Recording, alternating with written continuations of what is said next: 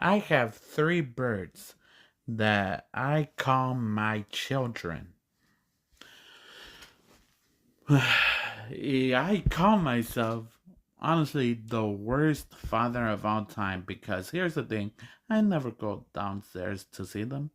I never go down there to be like, hey, your dad is here.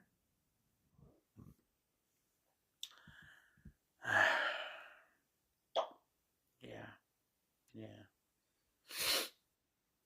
Like I am ashamed of myself. I honestly, I honestly need to change that about me. Like I want to see them more. I'm just like I never do, and it's because I'm both very lazy and also forgettable.